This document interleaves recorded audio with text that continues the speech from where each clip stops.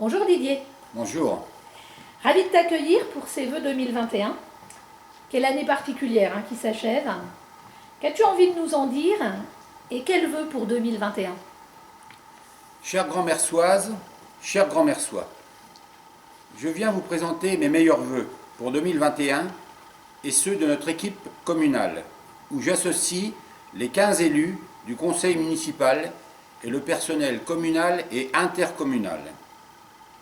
Je veux tout d'abord vous souhaiter une bonne santé en cette période difficile que nous traversons depuis plusieurs mois.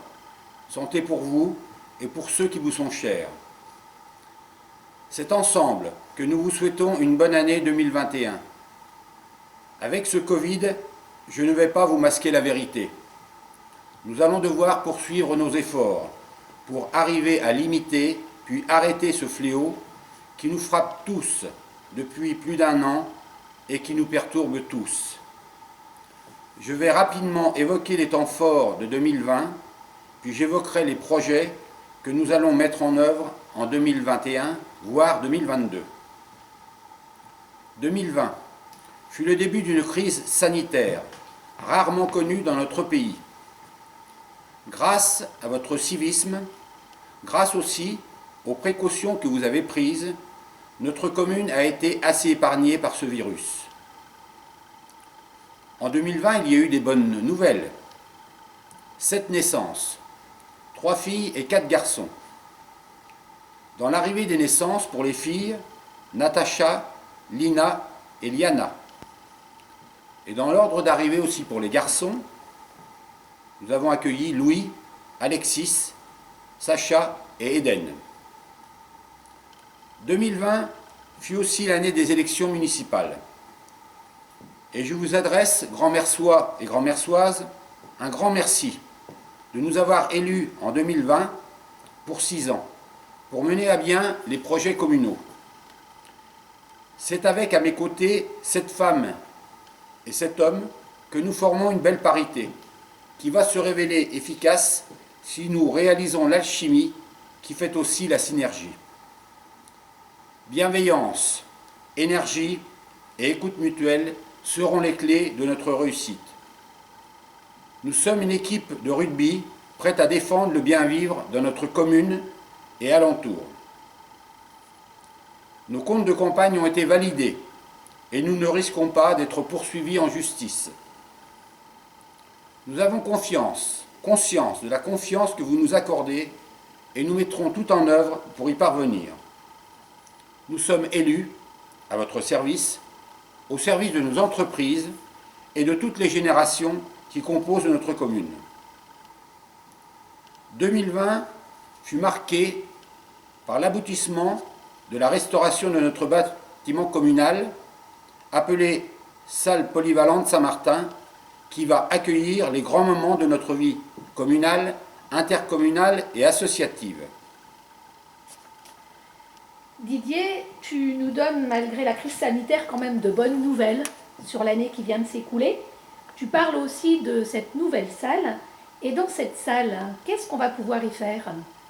Dans cette salle, on va y faire bien sûr les conseils municipaux, on l'a commencé, les différentes commissions communales et intercommunales, aussi bien sûr toutes les activités sportives telles que la gymnastique féminine, le tennis de table, et également la majorité des réunions qui se passeront sur la commune, c'est-à-dire des réunions du type les après-midi récréatifs des anciens, mais aussi les réunions organisées par l'ensemble des associations nombreuses sur la commune.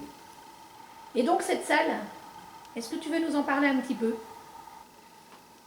Nous sommes très fiers d'avoir participé à la transition énergétique en installant la géothermie dans cet édifice que nous allons vous faire visiter.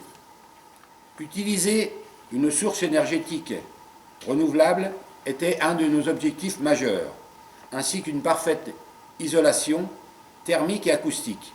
Ici, on peut parler, on peut chanter, et le son se diffuse bien.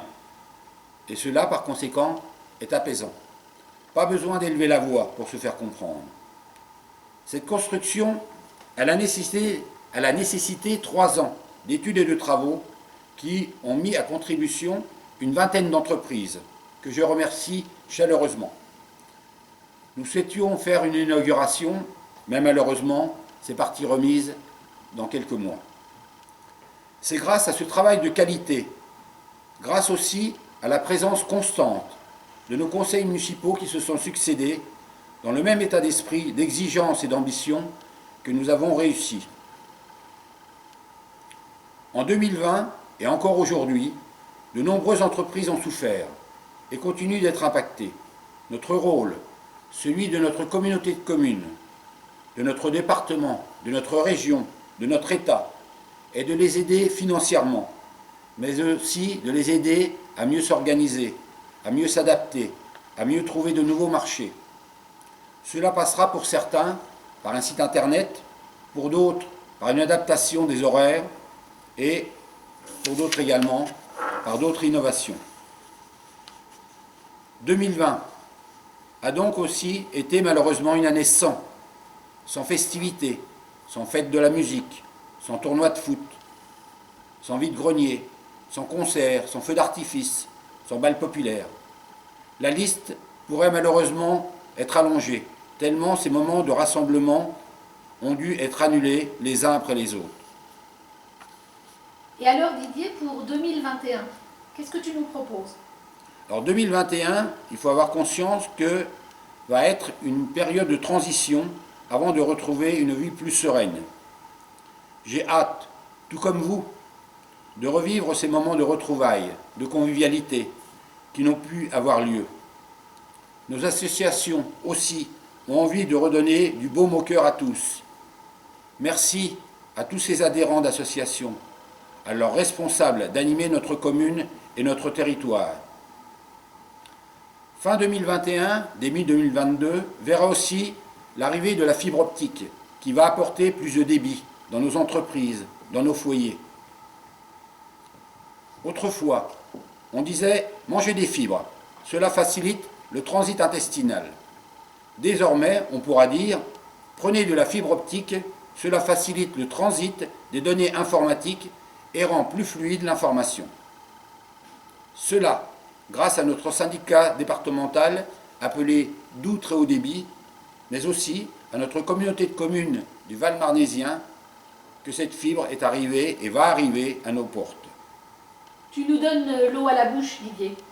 Mais en conclusion, qu'est-ce que tu veux nous dire? En conclusion, je pourrais vous dire, déjà vous souhaitez, au nom de tous, le nom de tous, c'est-à-dire du conseil municipal et de l'ensemble du personnel, une bonne santé à la fois physique, mentale et économique. Nous souhaitons que vous retrouviez une vie plus sociale, une vie plus sociable, que nous puissions serrer rapidement dans nos bras celles et ceux que nous aimons, que nos entreprises puissent retrouver une vie économique plus normale, que nous puissions continuer d'améliorer notre cadre de vie.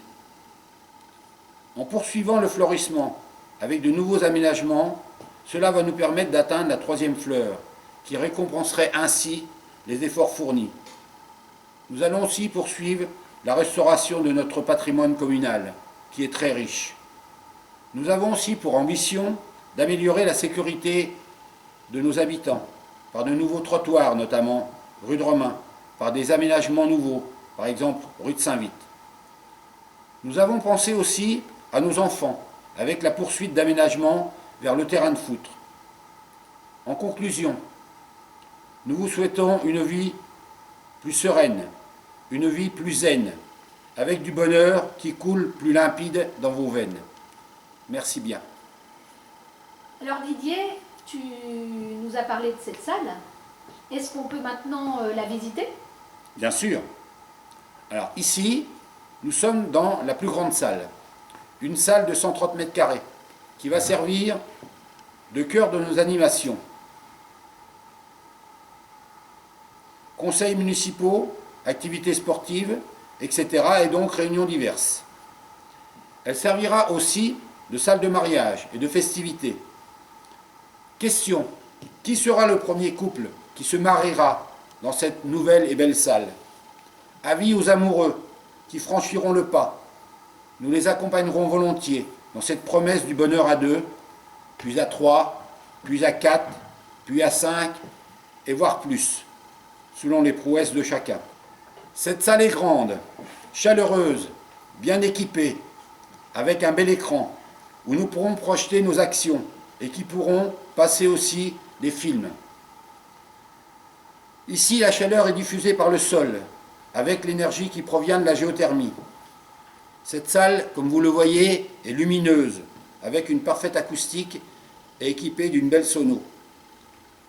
C'est aussi dans cette salle que se déroule l'accueil du périscolaire, avec une quarantaine d'enfants qui y mangent le midi, mais qui peuvent aussi être accueillis le matin et le soir par le personnel de la communauté de communes.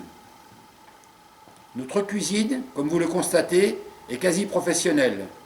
Elle a été créée pour pouvoir confectionner de bons repas, tant pour le périscolaire que pour les repas familiaux ou les repas communaux.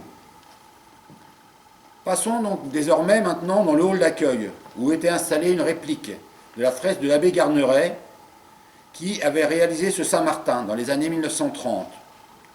Cette fresque avait été endommagée par le feu en 2017, puis détruite en totalité par l'effondrement du mur qui la supportait.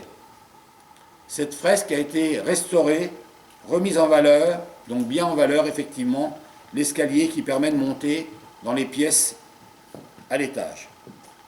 Donc à cet étage, effectivement, vous voyez 3 salles.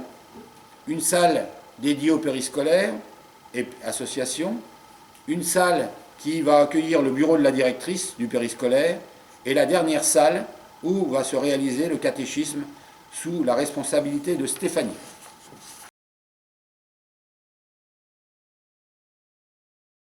Merci Didier pour cette visite et pour ces vœux qui nous emmènent quand même dans une situation plutôt encourageante. Merci à toi, merci aux caméramans qui nous ont accompagnés et merci aux collègues qui nous ont aidés à préparer cette intervention. Merci Didier, au revoir. Merci à toutes.